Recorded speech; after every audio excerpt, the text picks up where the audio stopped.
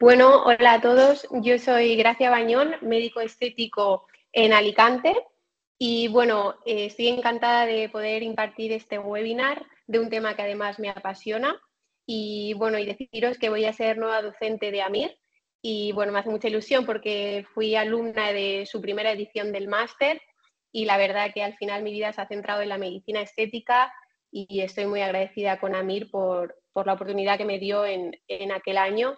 Y ahora que venía a contaros un poco cómo ellos abordan este máster y cómo está enfocado para la gente que esté interesada en cursarlo, cómo lo pueden realizar y cómo está establecido el modelo que ellos tienen planteado. Es muy importante que sepáis que son 90 créditos que están avalados por la Universidad a Distancia de Madrid y que es la UDIMA y BAMAC. La duración del máster son 11 meses, se inicia en septiembre y finaliza en abril. Y además tienen un formato muy interesante que es semipresencial y flexible, que eso quiere decir que, bueno, que aunque hayan días pactados para acudir a sus clases, siempre lo tienen grabado en alta calidad para en algún momento que no podáis acudir, podáis seguir el temario sin problema. Cuenta con 200 horas de prácticas, que al final es la parte más interesante de un máster, que podamos salir con algunos dotes ya hechos de práctica para la hora de empezar con nuestra consulta. Y lo más importante es que cuentan con casi más de 2.000 pacientes por cada edición para la práctica de los alumnos. Es decir, cuentan con unos 50 pacientes por cada fin de semana de práctica. Eso es pues para mí lo más importante. Además, tienen 4 sedes, en Madrid, en Sevilla, en Barcelona y Bilbao, y me consta que, bueno, que están trabajando para estar en más partes de España. Este año ya es su 12ª edición, así que, bueno, está en viento en popa y la verdad que siendo punteros a nivel nacional. Se hacen unas clases teóricas en alta calidad, que los tenéis en formato PDF para descargarlos en la plataforma online, y una vez que se van terminando los temas, se van haciendo unas evaluaciones tipo test para asegurarnos que estamos entendiendo la materia. Siempre podéis preguntar dudas y tener un tutor al que acudir en caso de que alguna materia no os esté quedando clara. Además, hay prácticas presenciales que se relacionan con cada módulo y que tenéis pacientes modelos para poder realizarlas. Y tienes un taller final de prácticas que es muy útil porque es donde por fin todo lo que hemos aprendido se puede poner en práctica. Y finalmente un trabajo de fin de máster como se realiza a día de hoy en todos los másteres. Las prácticas se establecen de manera presencial, pero bueno, también existe posibilidad de verlas online, que esto también es muy útil por si algún día no se pudiese acudir, que tenemos siempre el material online para no perdernos. Los grupos son reducidos, se dividen en boxes y puedes estar en contacto, todo el rato en contacto con el profesional para todas las dudas, o si quieres realizar el procedimiento y te surgen dudas durante la realización, puedes estar en contacto con los docentes. Siempre se realizan en fines de semana para no coincidir con nuestro trabajo y se realiza sobre pacientes reales y piezas anatómicas, que eso también es muy útil porque, bueno, pues porque es cuando realmente aprendes. Además consta de varios premios de excelencia, así que bueno, aquí os dejo todas las plataformas donde podéis seguirlos y así estar en contacto con ellos si lo necesitáis. Y bueno, empezando con la ponencia, hoy vamos a hablar de efectos adversos en medicina estética y nos vamos a centrar en la parte de inyectables, porque bueno, podríamos estar hablando días y días de todos los tratamientos que hay hoy en día en medicina estética, pero hoy nos vamos a centrar en la parte de los inyectables. También tenemos parte de láser, también tenemos parte de otro tipo de procedimientos, pero bueno, hoy me parecía interesante empezar por esto y es algo que bueno, está día a día en las consultas, a mí me encanta y recibimos muchísimos pacientes de la zona de Levante con efectos adversos. Y bueno, pues la verdad que la mayoría son muy leves y se pueden solucionar o se deberían de solucionar en la misma consulta que se ha realizado, pero por desgracia no es así. Entonces, a mí me llama la atención, ¿no? Porque hay mucha gente que inyecta, pero luego hay otra gran parte de esos médicos que inyectan y no saben resolver problemas que, bueno, pues que son muy sencillos, que estoy segura que no van a suponer un problema para ellos abordarlo, solo es falta de conocimiento. Y además creo que entre todos podríamos estar haciendo una labor ayudándonos para que el mundo de las complicaciones fuese más sencillo entre todos nosotros, pues, no sé, con ideas de crear grupos o no sé de qué manera hacerlo para que cuando tengamos una complicación podamos compartirlo entre varios profesionales y ayudarnos unos a otros, porque al final creo que, por gracias a Dios, la medicina estética tiene pocos efectos adversos, pero el paciente cuando lo sufre es muy exigente y tenemos que estar a la altura para saber resolverlo. Hoy quiero aportar mi granito de arena y, bueno, pues encantada de poder ayudar en lo que yo sé y, bueno, dispuesta siempre a seguir aprendiendo de la mano de los compañeros. Esto es un poco la bibliografía en lo que se basa hoy esta ponencia. Como veis, es bastante extensa, pero la más importante de todas para mí es la publicación que yo realicé sobre un incidente inflamatorio tras infiltración de ácido hialurónico de una paciente mía que se infectó y, bueno, pues fue una auténtica odisea con accesos de repetición y la verdad es que es un caso que se resolvió sin incidencia, pero bueno, estuvimos muchos meses con ella y, bueno, al final hice una publicación y hice una revisión sistemática brutal de todo lo que había publicado hasta la fecha. El último artículo publicado es de 2022 y toda la charla está en base a estos artículos, así que lo bueno que tiene es que es de una revisión de hace muy poquito tiempo. Lo más importante, ya modo sencillo, me han dicho que no me extienda hoy mucho y que vaya con cosas claras y, bueno, que ya si en algún futuro podemos abordar este tema más en profundidad. Voy a hacerlo lo más esquemático posible y sí que es verdad que si tenéis dudas, ir dejándolas por escrito, que cuando acabemos el webinar dejaremos un ratito para contestar las dudas que hayan más importantes y, de todas maneras, si queréis la bibliografía más detallada, porque está muy pequeñita, no dudéis en contactar conmigo porque os paso toda la bibliografía que queráis, ¿vale? Bueno, es importante saber que hay tres grandes grupos de efectos adversos en los inyectables. Unos son los vasculares, fan temidos, otros son los inflamatorios y otros son los grandes conocidos, que son los infecciosos. A mí es la parte que más me gusta, pero seguramente que es porque me ha tocado vivirlo y al final pues me metí de lleno en la materia y he disfrutado mucho y he aprendido muchísimo sobre esto. Vamos a centrarnos primero en los vasculares. Tenemos los hematomas, las rojeces post-tratamiento y las isquemias, que son las grandes temidas en este mundo. Tenemos isquemias por inyección directa en el propio vaso, que eso se suele observar durante el propio procedimiento. No siempre se ve, pero lo normal es que lo veamos en el momento del procedimiento y son por haber inyectado el producto dentro del vaso. Pero existen las isquemias por compresión tras la inflamación del producto, que comprimen este vaso por la inflamación y es posterior al tratamiento, y normalmente estas son las que pasan desapercibidas y las que yo más he tenido en mi consulta derivadas de otras clínicas, porque la gente contacta y parece que sea un simple morado en la foto que pides, o el dolor lo puedes estar pensando que es por la inflamación, se suelen confundir. Entonces, cuando las ves en consulta, realmente ves que no hay reperfusión, que la zona está blanquecina y que realmente se trata de una isquemia. Y estas se resuelven súper fácil, pero hay que intentar que no se nos pasen por alto porque, bueno, pues porque sí que puede ser que luego sea más difícil de resolver.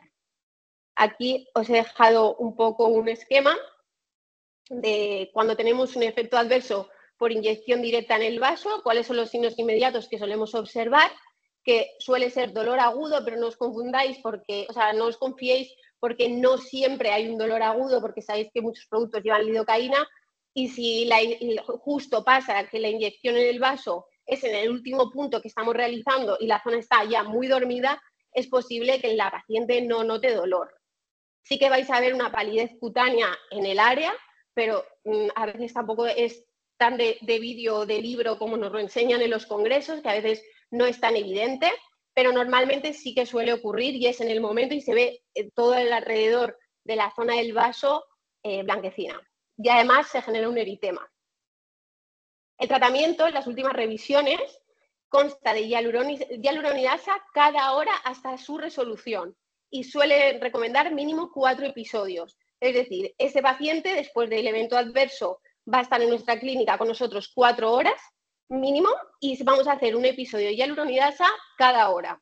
Además, se asociará al tratamiento prednisona a dosis altas y en las nuevas guías ya no recomiendan la utilización de vasodilatadores, ni cámara hiperbárica, ni antiagregantes. Simplemente centrarnos con la hialuronidasa y con la prednisona, con el corticoide. Estos serían los 2 tratamientos de elección. ¿Cuál es el protocolo de uso de hialuronidasa? Pues sabéis, bueno, ahora se está regulando, quieren hacer que todas las hialuronidasas tengan dosis equivalentes, pero hasta el momento, pues cada hialuronidasa formulada en sitios distintos, no podíamos tener la regla de una unidad de hialuronidasa es equivalente en todas las partes del mundo. Eso es lo que están intentando regular y que la verdad es que pues, nos viene fenomenal a todos para poder en las guías estar más orientados y tener más precisión a la hora de saber cuántas dosis necesitamos, pero aún así, bueno, pues saber cuando tenemos una necrosis, depende del tejido que estemos tratando y del producto y la reticulación que estemos utilizando, vamos a necesitar desde 450 hasta 1.500 unidades de hialuronidasa cada hora en cada área, o sea, en el área que está sucediendo.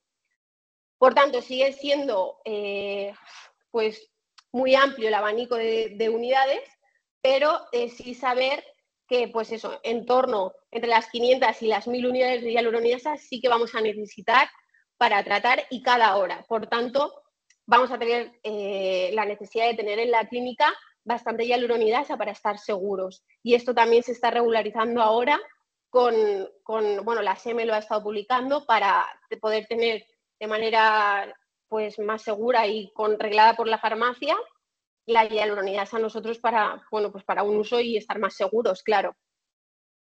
No es lo mismo que si tenemos que utilizar la hialuronidasa para diluir pues, un defecto estético o un acúmulo de producto, que aquí las unidades, como veis, son muchísimo más bajas y está basado en una reticulación de 20 miligramos mililitro.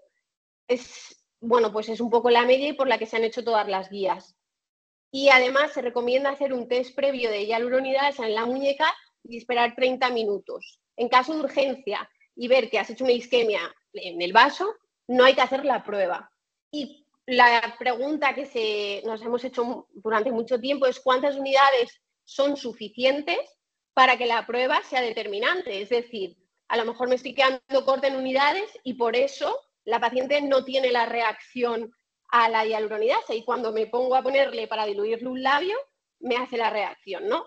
Bueno, pues en la guía que os comentaba de 2022, que os puedo pasar, que además es un artículo súper interesante, recomienda poner 20 unidades en muñeca y esperar unos 30 minutos. Esta es la guía de dilución, como os lo explica, que es bastante interesante, y os dice cómo diluir según lo que queramos hacer. Si queremos hacer una oclusión vascular, pues diluir los 1.500 en 2 mililitros. Si es por un nódulo tardío, en 5 mililitros. Si es para diluir defectos estéticos, hasta 10 mililitros. Entonces, bueno, pues como podéis ver, las unidades cambian mucho según la dilución y esta es la guía que a mí más me ha gustado de todo lo que he revisado. Pero bueno, que hay muchísimas. Aún así, yo creo que esto ahora irá mejorando y que podemos entre todos hacer un protocolo mucho más definido con la regularización de la hialuronidasa en las clínicas. Vamos a pasar a los efectos adversos inflamatorios. Tenemos 2 grandes grupos, la inflamación inmediata y las inflamaciones tardías, que son las que nos vuelven un poco locos a todos. Como inmediatos tenemos inflamación en el propio lugar de la inyección por efecto del pinchacito o edema, que puede generar, hay pacientes que inflaman muchísimo más que otras, pero bueno, estos la verdad es que no nos tienen que preocupar y normalmente se resuelven solos. Vamos a centrarnos en los tardíos, ¿vale? Esto es lo más interesante. Tenemos 3 grandes grupos de inflamaciones tardías. Los nódulos, los granulomas y los acúmulos de producto. Los que más nos tienen que preocupar son los nódulos y los granulomas, porque los acúmulos de producto ya hemos visto cómo se pueden abordar y cómo los podemos disolver. Pero es importante que mucha gente piensa que tiene un acúmulo de producto, es una bolita masajeada y ya está, y no es así, es un granuloma o un nódulo. Y para ello, la ecografía puede ser un gran aliado para ayudarnos a saber exactamente a qué nos estamos enfrentando. Y es súper sencillo de ver y la verdad es que puede ser una herramienta fundamental a la hora de decidir el tratamiento. En cuanto a los nódulos, se está viendo que muchas guías ahora lo quieren relacionar con la hipersensibilidad tipo 4 y con los biofilms, ¿vale? Entonces, ahí hay un poco que según la guía que leas, te van diciendo que es un poco por el sistema inmune del paciente, por una hipersensibilidad tipo 4, pero hay otra corriente que lo que está enfocando es que muchos nódulos que se piensan que es porque el paciente ha inflamado, porque genera un rechazo al producto y realmente lo que se ha visto es que no hubo una asepsia adecuada en el procedimiento y han habido bacterias de crecimiento lento y en muy poquita cantidad que con el tiempo van haciendo biofilms y conforme pasa el tiempo al final generan el nódulo y son nódulos muy complicados de tratar porque realmente son infecciosos y requieren de tratamiento antibiótico que no se le da al paciente. Esto es un tema muy interesante que yo creo que aún queda mucho por estudiar, pero bueno, que podría estar relacionado. Al final, todos sabemos que no se hace en un campo estéril estos procedimientos y que la asepsia también es un poco confusa, ¿no? Porque todos decimos, se hace en un medio de asepsia ya, pero es que la asepsia no está tampoco reglada de esto es asepsia y esto ya no es asepsia. Entonces, que estaría muy bien intentar conseguir que, pues si el campo no es del todo estéril, pues que se pareciese bastante, porque a lo mejor podríamos evitar que muchos nódulos tardíos que aparecen no apareciesen o fuesen mucho más leves. Esto es algo que yo dejo en el aire. También estaría guay hablar un día sobre asepsia y cómo crear un campo y qué material se necesita para establecer un campo seguro para el tratamiento de un paciente. Bueno, ¿qué tratamiento utilizamos para los eventos inflamatorios? Pues la corticoterapia a dosis altas va a ser nuestra mejor amiga. Si se sospecha de un posible origen infeccioso, por ejemplo, pacientes que vienen a la consulta siempre muy maquilladas y tú le dices, mira, no te puedes maquillar en 24 horas y te dice, uy, imposible. Y dices, pero vamos a ver, ¿cómo que imposible? Si te acabo de inyectar, no, yo mañana tengo una reunión y te dices, mira, es que no te puedes maquillar. Sí, bueno, vale, pues no me maquillo, vale. Esa paciente tienes una alta sospecha que mañana por la mañana se va a maquillar. Si luego viene con una inflamación que está un poco rojo, que no parece mucho, pero hay una alta sospecha de que ha podido estar infectada la paciente, hay que añadir el antibiótico, ¿vale? Si tras la resolución del caso de un nódulo o un granuloma, que los granulomas suelen ser más provocados por productos de estimuladores del colágeno que han tenido, pues no se han dejado el trazado lineal o ha habido demasiado producto, se ha puesto demasiada cantidad en una misma sesión, puede generar granulomas. Si tras la resolución de un caso, tanto de un nódulo como de un granuloma, puede persistir acúmulo de producto o con la eco ya vemos que es un nódulo frío, que no tiene sospecha de que se esté generando ningún acceso, es muy importante que se descarte la infección, se puede diluir con hialuronidasa en caso de que sea hialurónico y en caso de que sean estimuladores del colágeno, se está viendo que con inyección tanto de corticoide o incluso de suero puede mejorar. Pero, insisto, solamente se puede realizar este procedimiento si hemos descartado por completo que sea infeccioso. Sabéis que si pinchamos hialuronidasa o corticoide una lesión infecciosa puede empeorar la situación bastante, ¿vale? Bueno, y ya por último, vamos a pasar al módulo de infecciosos. Ya os he dicho que este es el que más me gusta y el que seguramente más tiempo le dediquemos. ¿Qué tipos de infecciones nos podemos encontrar en una paciente que se acaba de inyectar? Pues lo más normal es que se pueda producir una foliculitis, esto se suele tratar o con cremas antibióticas o con algún jabón que tenga salicílico y suelen resolverse bastante bien. Pero también podemos encontrarnos con erisipela, celulitis, abscesos o los nódulos tardíos que dicen las nuevas guías, que son biofilms de bacterias de crecimiento lento que finalmente nos generan un nódulo y no es un nódulo por rechazo ni por el sistema inmune, sino por infección, ¿vale? ¿Cuáles son los principales causantes de estos procesos infecciosos? Pues normalmente el Staphylococcus aureus o el Streptococcus pyogenes. Y los causantes menos frecuentes son los enterococos y las micobacterias. El caso que tuve yo es una paciente que se infectó por micobacterias porque al salir de la consulta se fue a una frutería y compró melones y tocó todos los melones para ver cuál es el que estaba en mejor estado y después automáticamente se tocó la cara con las manos. Entonces, pues bueno, costó mucho dar con el diagnóstico, pero cuando conseguimos saber lo que era, el tratamiento antibiótico fue dirigido hacia ellas y mejoró. Pero claro, al principio pues sospechas que pueda ser o causado por la inyección o causado por el campo y bueno, pues abordas el tratamiento pues que crees que podría ser más frecuente. Staphylococcus aureus. Sabéis que es una bacteria anaerobia facultativa, gram positiva, genera abscesos y hay algunas resistentes a la meticilina. Algunos pacientes son portadores nasales y, bueno, pues esto es importante tenerlo en cuenta. Hay médicos y compañeros que dicen que cuando terminan un full face siempre terminan pasando una clorexidina por las fosas nasales. Bueno, no sé yo qué evidencia tiene, pero bueno, que ya se está concienciando que en la fosa nasal pues desinfectar no está de más. Y el tratamiento de elección para Staphylococcus aureus es el Aumentin, la amoxicilina clavulánica. El Streptococcus pyogenes también es un beta hemolítico del grupo A, pueden contagiarse por contacto directo con secreciones nasales también y sigue siendo el tratamiento de elección la amoxicilina clavulánico. Para pacientes alérgicos a beta-lactámicos podríamos poner acitromicina sin problema. Y también las resistencias a macrolidas altas, también podríamos utilizar la acitromicina. Además, lo bueno que tiene la acitromicina es la adherencia al tratamiento, que al ser solo 3 días y tampoco provocar hongos vaginales, pues normalmente las pacientes se adhieren mejor a este tratamiento que al Aumentin. Pero bueno, ya sabemos que el tratamiento de elección sigue siendo amoxicilina clavulánico.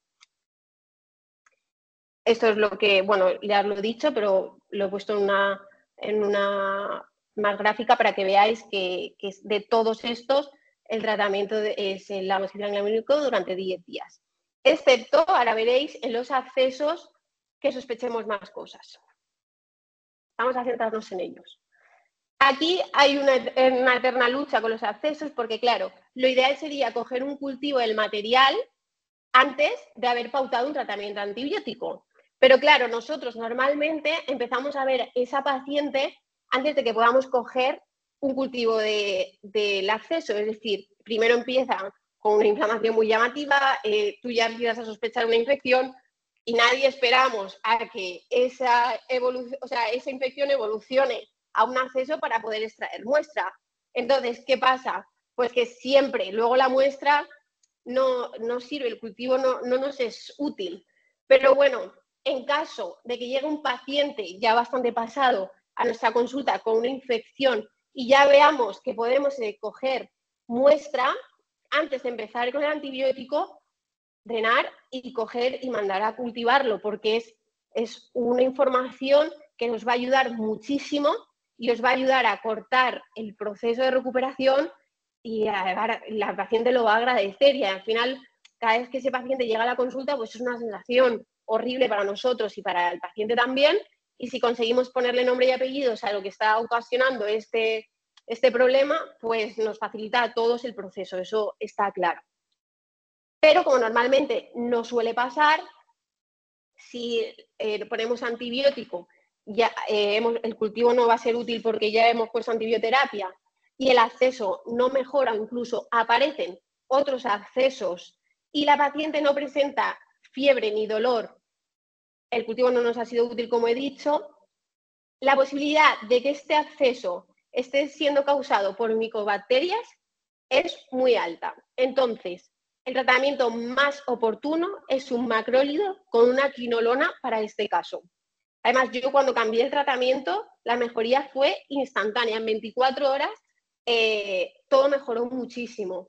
Entonces, bueno, pues que tengáis esa sospecha, porque a veces tenemos accesos y, bueno, nos entramos ahí con el Aumentina a tope y no mejoran. Incluso aparecen nuevos accesos y aunque se haya infectado una zona, se te inflama la otra que también se trató, incluso hace 2 años, pues también ahora está inflamada. Entonces la paciente empieza a inflamarse y bueno, pues es horrible.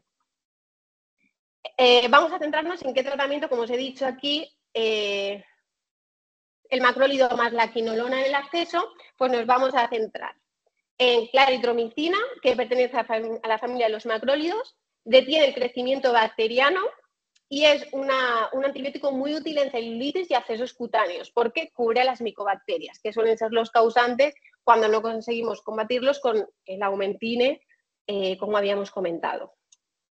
Además, le añadimos una quinolona, que en este caso es el ciprofloxacino, porque es altamente efectivo para las bacterias gram negativas y tiene mucha difusión en los tejidos blandos. Además, consigue penetrar a través del biofilm y puede ayudarnos mucho a resolver un problema, incluso a evitar que se termine formando un biofilm si no estamos atacando con el antibiótico adecuado el proceso infeccioso.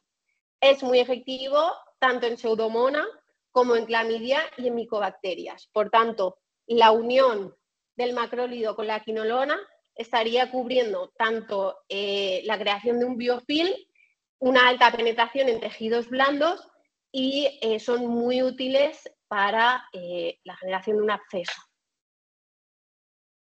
Vale, ¿qué hacemos con los corticoides en infecciones? También me he encontrado muchos pacientes que vienen a consulta que tras ser diagnosticados de una infección le han retirado el corticoide de golpe, entonces el paciente se ha vuelto a inflamar, pero a lo bestia. Entonces, es importante que tengamos en cuenta que el corticoide es un gran aliado para las infecciones que tenemos. De hecho, mi paciente también le hemos seguido con infecciosas y en todo momento hemos mantenido prednisona a dosis altas y junto con el antibiótico y evitábamos episodios de mucha inflamación, que al final eso es lo que más agobia a la paciente. Y si es cuando se inflama un pómulo, el párpado va detrás, capta agua y es que prácticamente no pueden ni abrir los ojos. Entonces, que es importante que no nos olvidemos y que no tengamos miedo a tratar con corticoide a dosis altas cuando tenemos una infección de este calibre, ¿vale? Siempre unido a la antibioterapia y cuando se nos desborda todo el proceso inflamatorio, si encima está infectado y encima retiramos el corticoide, es que pues es un cóctel que el paciente pues, se desborda y bueno, lo pasamos fatal. ¿Qué pruebas complementarias son necesarias para este tipo de pacientes? Pues como hemos hablado, el cultivo de la muestra, si es posible, una analítica para valorar desviación a la izquierda, es decir, leucocitosis, neutrofilia, y si podemos pedir una procalcitonina. Es verdad que yo en la clínica realizamos analíticas y es verdad que no todas las pruebas que tú puedes pedir aquí las tienes con la velocidad que como en un hospital. Entonces, bueno, pues pedir primero los patrones, o sea, todo lo que más nos va a ayudar en el momento de la urgencia, pero bueno, luego el resto de cosas que necesitemos podemos esperar y que el paciente vaya a su hospital, se lo realice o como consideréis. Pero bueno, que algo leve sí que tendríamos que tener todos en la clínica un laboratorio en el que poder derivar este tipo de muestras para nosotros tener un abordaje mucho más completo. Y luego vuelvo a insistir en la ecografía. También me encantaría un día, si se puede, y a mí me da la oportunidad, de poder hablaros de ecografía, porque es otro tema que a mí me apasiona.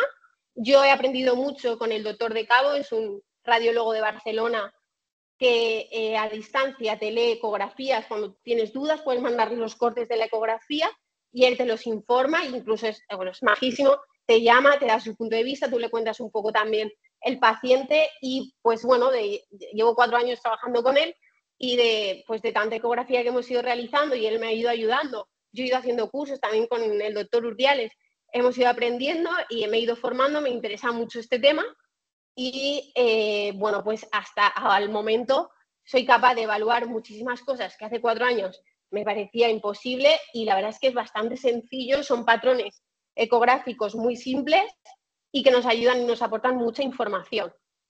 Por eso, la ecografía cutánea para las infecciones nos puede adelantar el diagnóstico porque en el momento que se está formando ese absceso, ecográficamente ya lo puedes ver y clínicamente todavía no. Entonces, creo que vuelve a ser otra herramienta fundamental para los efectos adversos infecciosos y no solo para los inflamatorios. Bueno, creo que para todos, pero bueno, que aquí pues me gustaría incidir en esto porque yo pude ver también la formación del segundo acceso, que fue la pesadilla, muy pronto y fue por eso, por poder utilizar la ecografía cutánea. Vamos a centrarnos en 3 conclusiones que me parecen muy importantes. Es la primera, intentar no dar antibiótico empírico si sospechamos poder hacer un cultivo en el momento que el paciente acude a la consulta.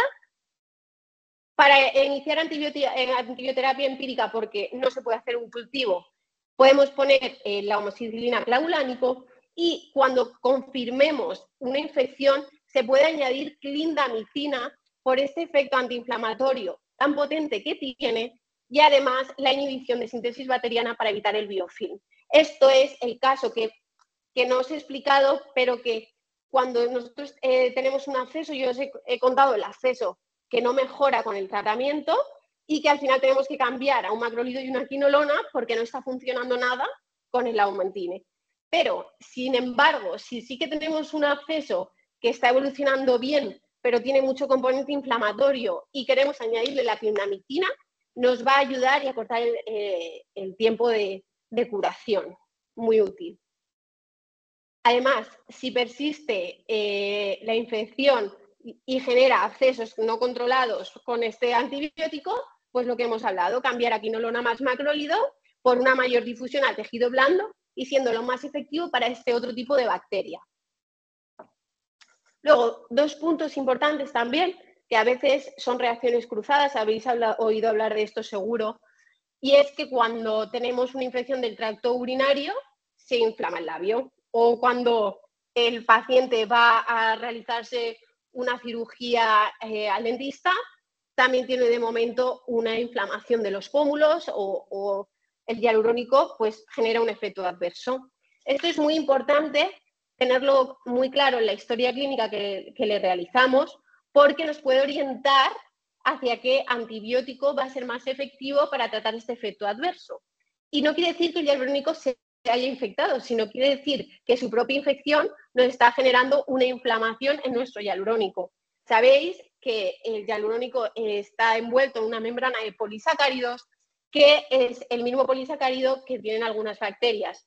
Por tanto, nuestro cuerpo cuando está reaccionando ante una infección puede de un primer momento inflamar el hialurónico pensando que puede tratarse de algo infeccioso y una vez que descubre que no lo es, baja la infección y todo se vuelve a normalizar. Por tanto, si tenemos una infección en el tracto urinario, va a ser mucho más útil si ponemos el ciprofloxacino al paciente y, sin embargo, si se trata de una patología dental o el paciente os cuenta que ha tenido un flemón o algo que tenga que ver más con la patología de la boca, es mejor poner amoxicilina clavulánico para este proceso inflamatorio. Bueno, pues hasta aquí la ponencia de complicaciones y espero que os haya gustado muchísimo. Ahora resolveremos algunas dudas y es muy importante deciros que si os animáis a cursar este máster durante este año, podéis apuntaros y ahora están con un 15% de descuento en la matriculación y podéis utilizar mi código de Gracia Bañón para poder disfrutar del descuento. Espero que hayáis disfrutado y bueno, poder ayudaros a aportar un poquito de sabiduría en el tema de efectos adversos que tanto me gusta. Voy a dejar de compartir pantalla y vamos a ver.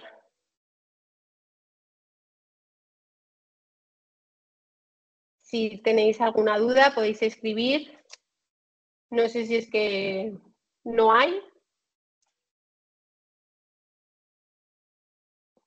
O si no lo estoy haciendo yo bien. Voy a preguntar.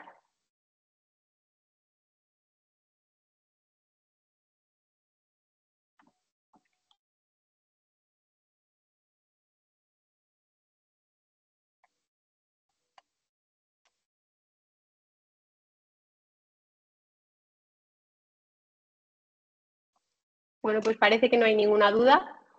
Así que esperamos un par de minutos.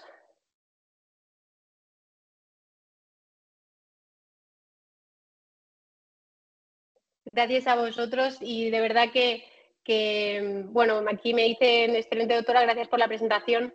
Pues yo agradeceros a vosotros que queréis escuchar, porque al final no es tanto mostrar que una ponencia, sino como una llamada para el conjunto de médicos que tenemos que seguir luchando pues para formarnos en este tipo de complicaciones, porque creo que no son muy complicadas ni de gestionar ni de saber abordar, pero que al final pues cuesta formarse en ellas y además un abordaje multidisciplinar ayuda muchísimo a que el paciente pues se encuentre mejor. Entonces, si consiguiésemos pues una comunidad de efectos adversos que pudiésemos ayudarnos entre todos, sería lo ideal. Pues mira, aquí hay otra pregunta muy interesante. Pone, ¿cuánto tiempo esperas para ver si cambias de antibiótico? ¿3, 4 días a que finalice el ciclo? O sea, yo recomiendo mínimo haber estado 5 días con un mínimo tratamiento para luego decidir cambiar a otro, porque si no es verdad que no te da tiempo ni a ver la evolución. Pero también es verdad que sabéis que en medicina pues no hay nada que puedas asegurar a un día exacto. Vais a ver claramente cuando un antibiótico, si se desborda el paciente a los 3 días del tratamiento antibiótico, o vas a añadir la clindamicina, como hemos hablado, para ayudar a bajar ese efecto inflamatorio y evitar el biofilm, o vas a cambiar directamente al macrólido y quinolona. Yo creo que al final vosotros vais a tener que ser los que decidáis hacer este abordaje. Luego me dicen, me encanta que me preguntéis, o sea, es la parte que más me gusta de las charlas. Disculpe, doctora, ¿será que puede compartir el contacto del doctor que surgió para la ecografía cutánea? Pues bien, él se llama Doctor de Cabo y está en Barcelona. Es encantador. Yo de verdad que os recomiendo que habléis con él porque tiene un sistema muy, muy fácil y un apoyo muy grande para las clínicas. Luego, aquí tengo una duda de 5 o 6 líneas. Voy a leerla un momento. Enhorabuena por tu sesión, más así, por favor, necesitamos más formaciones en este campo. Desde luego que sí, yo también, o sea, que esto es algo que necesitamos todos. Por eso yo en el momento que tuve esta complicación me metí de lleno en el tema y al final pues sacar la parte positiva de que te pase algo tan desagradable ha sido pues sentirme tan segura ahora con la mayoría de pacientes que llegan a la consulta con algún problema. Dice que tiene una paciente que ha cursado con un efecto adverso en mentón tras administración de 3 mililitros de Volux. Es importante que no habléis de 3 viales de Volux porque al final no son viales las jeringas de hialurónico. Los viales son el Botox, pero el ácido hialurónico viene en jeringas. Entonces podemos hablar de 3 mililitros de Volux o 3 jeringas de Volux, pero 3 viales no es el caso. Le indiqué pauta de aumentina más clinda y dosis altas de corticoides. Mejoró la inflamación, pero no la infección. Intenté retirar corticoides, pero aumentaba la inflamación. Efectivamente, esto es lo que hablaba en la charla, que cuando bajáis los corticoides porque está infectado, claro, se desborda el proceso inflamatorio. Entonces, pues el paciente lo percibe como un empeoramiento muy grande de la situación. Cambié a macrólido y quinolona, pero tampoco se solucionó. Menuda movida tuviste, hija. Administré hialuronidasa y mejoró parcialmente, pero surgían nodulitos nuevos. Inyecté corticoide intralesional y con eso parece que va mejorando. Aún está en vías de resolución. ¿Qué me recomiendas? Pues a ver, me falta muchísima información en este caso. Para este tipo de cosas son las que yo estoy diciendo que todos hemos tenido o vamos a tener algún paciente que nos encantaría poder estar comentando con otro profesional o sentirnos apoyados en el camino. Entonces, me encantaría, pues, si quieres, Pilar, puedes ponerte en contacto conmigo y me explicas un poco más sobre este caso y yo, todo lo que pueda, intento ayudarte. Porque es verdad que creo que podemos hacer que mejore. Pero bueno, seguro que también tus conocimientos sobre la paciente me aportan a mí y yo puedo aportarte a ti. Podemos valorar hacer una ecografía, no sé dónde está esta paciente, pero bueno, que intentar apoyarte y hablar del caso que tienes, pero necesito muchísimo más datos. Pero bueno, esto sería un manejo perfecto. A simple vista, ¿no? Es una paciente que se inflama, empiezas con corticoides, puedes sospechar infección, le añades aumentine con clindamicina, bajas el corticoide porque confirmas la infección y la inflamación ha mejorado, brota la inflamación porque has quitado el corticoide, que es lo que hemos hablado en la charla, que mejor no hacer. Y luego, si no mejora, cambiar a macrolído con un quinolona. O sea, es que está de libro, vaya. Luego, cuando tú has administrado hialuronidasa, por ejemplo, yo ahí tan pronto no hubiese administrado la hialuronidasa, porque como os he comentado, es mucho mejor esperar a asegurarnos que ya no hay infección para diluir. Ahora bien, siempre hay algún caso en el que hay que hacerlo, porque no hay manera de que se resuelva. Y dice que a pesar de la hialuronidasa salen nodulitos nuevos. Es que, claro, nodulitos no tienen por qué ser infecciones. Entonces, esto hay que hablarlo mejor y que me expliques mejor el caso. Si quieres, ponte en contacto conmigo y lo hablamos. ¿Alguna duda más? ¿Algo que queréis preguntar? Muy buena pregunta. Mira, ¿cómo identificar en un primer momento si se trata de una infección o una simple inflamación? Pues bueno, o si tienes dudas, puedes poner directamente prednisona o antibiótico. A ver, es lo que hablábamos. En primer lugar, siempre es valorar al paciente presencial, porque por fotos pueden haber muchísimas dudas y yo lo veo que en muchas clínicas la han abordado de manera por foto porque el médico hasta la semana siguiente no va a esa clínica, entonces el paciente se queda una semana esperando y solo la valora por foto y por foto no se veía. Entonces yo recomiendo que en la medida de lo posible veáis al paciente enseguida. Valoramos. Si hay signos infecciosos, pues está rojo, caliente, la paciente tiene mal estado general, valorar todos estos conjuntos. O la paciente sospecha que se ha maquillado, la paciente no ha llevado una higiene adecuada, la paciente es súper deportista y sabes que no se ha esperado hacer deporte lo que ha necesitado. Todos estos son un conjunto de cosas que te hacen tomar la decisión de sospechar la infección. Entonces, añadirle de primeras antibiótico con corticoide. Si no sospechas una infección y ves que es una inflamación que no tiene signos de alarma, pues puedes empezar solo con el corticoide y a las 24 horas volver a valorar para ver evolución. Yo aquí, bueno, no sé si es que soy una exagerada, pero me gusta evaluar a los pacientes cada 24 horas cuando estamos en un efecto adverso activo. Y hasta ahora me ha ido bien porque tú hoy puedes tomar una decisión, pero en 24 horas la clínica del paciente ha podido dar un giro de 180 grados y tener que cambiar el abordaje terapéutico. Entonces, creo que el seguimiento estrecho del paciente es fundamental en estos casos. Espero haberte solucionado la duda.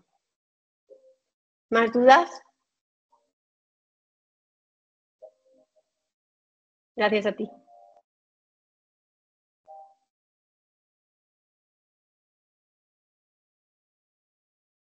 Venga, animaros a preguntar, que de verdad que yo creo que eso nos enriquece a todos. Sois muchos los que estáis conectados, así que seguro que hay más dudas.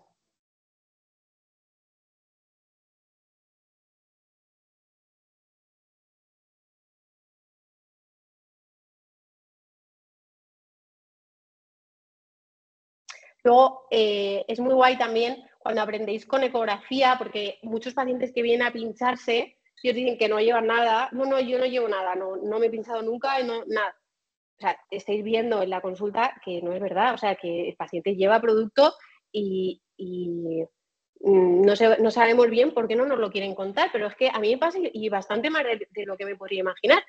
Entonces, una manera muy profesional de abordar este tipo de paciente es diciéndole, vale, bueno, pues no te preocupes porque antes de yo hacerte ningún tratamiento, me gusta tener una ecografía completa del rostro para valorar todas las capas de la piel y un poco saber si tenemos algo a tener en cuenta. Entonces, ahí muchos pacientes te dicen, bueno, es que creo que hace 15 o 20 años sí que me pusieron un producto, pero bueno, es que eso ya se me debe de haber absorbido. Y sabemos de sobra que lo que se pincharon hace 15 o 20 años no se absorbe. Entonces, cuando haces la ecografía, es muy fácil detectar tanto la silicona líquida como los biopolímeros, como el metacrilato, como el hialurónico. Entonces, es tan diferente los patrones de cada producto que llevan inyectado que es muy fácil identificarlo. Entonces, para nosotros es de muy gran ayuda también tener la ecografía para este tipo de paciente que pones el ecógrafo y dices, si es que, o sea, yo he tenido labios que he puesto el ecógrafo y no, o sea, no llego a ver el diente con el ecógrafo del producto que llevan puesto. Y me han dicho que no se llevaba nada, ¿sabes? O sea, es que esto pasa. Y creo que ahí también la ecografía es muy útil. Para la foliculitis, a ver, el antibiótico tópico está bien, pero es verdad que si tienes una foliculitis notoria, yo sí que pondría la clindamicina también oral, ¿eh? O bueno, ya podéis, es que claro, aquí depende también el paciente, si la paciente tiene acné, si no tiene acné, pero bueno, que sí que se podría abordar con la clinda oral también.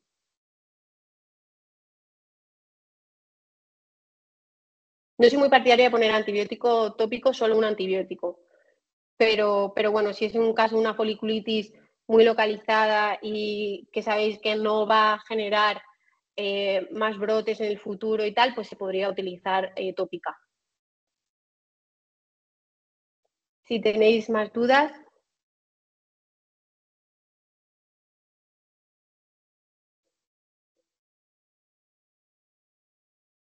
Otro tema, bueno, yo claro, si empiezo, pues no paro. Otro tema que no hemos hablado es la infección viral, los herpes. Esto también hay que tener en cuenta y también sería para otra charla completa, un poco cómo abordamos un paciente que tiene reactivaciones de herpes cada vez que se pincha. Entonces, aquí no hay tampoco no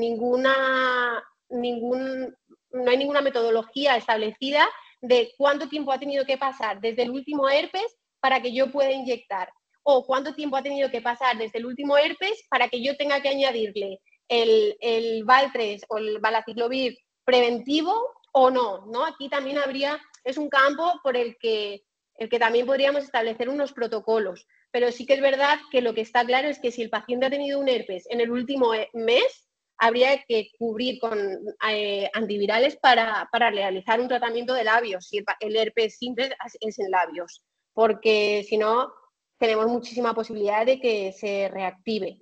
Y también otra manera de abordarlo es, si hace más de 3 meses que no han tenido herpes, simplemente si se activa, dar la medicación y si no, no. Pero bueno, que ya digo que aquí también habría que generar un protocolo de actuación, que no hay nada publicado sobre ello.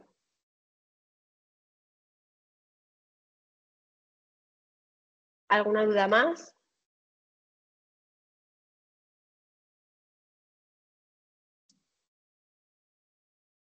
Yo creo que ya hemos agotado, ¿no?, todas las dudas. Bueno, deciros bueno, que aquí me tenéis, que si necesitáis en cualquier momento ayuda y bueno, y también a través de AMIR, que luchan también mucho por la formación vuestra y que para una medicina estética segura y de calidad, que al final es lo que nos interesa a todos, porque si una medicina estética está bien hecha, nos beneficia a todo el sector, y una medicina estética imprudente o insegura nos perjudica también a todos. Entonces, creo que tenemos que seguir luchando por ser una comunidad que prioriza la seguridad y el del paciente y la medicina antes que la estética en todo momento. Así que aquí tenemos que seguir luchando y yo creo que AMIR está de nuestro lado. Bueno, veo que ya no hay más preguntas. Voy a contestar una preguntita que había al principio, que ponía el título sale como propio o título oficial. El título, como he dicho al principio de la charla, es propio y está avalado por la UDIMA para los que necesitéis saberlo, ¿vale? Que me lo ha preguntado una doctora y al principio no le he contestado, que lo estaba viendo ahora. Bueno, pues yo creo que ya está, que ha sido un placer poder estar hoy con vosotros y nada, espero que sea la primera de muchas. Un saludo y nada, buenas noches a todos.